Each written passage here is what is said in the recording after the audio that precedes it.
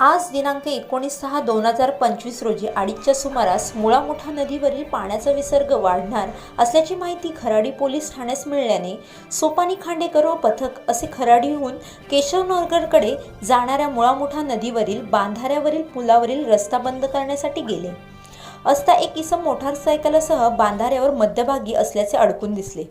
त्यावेळी त्यास वाचवण्यासाठी फायर ब्रिगेड त्यांना तात्काळ कळविले, परंतु पाण्याचा प्रवाह वाढत होता।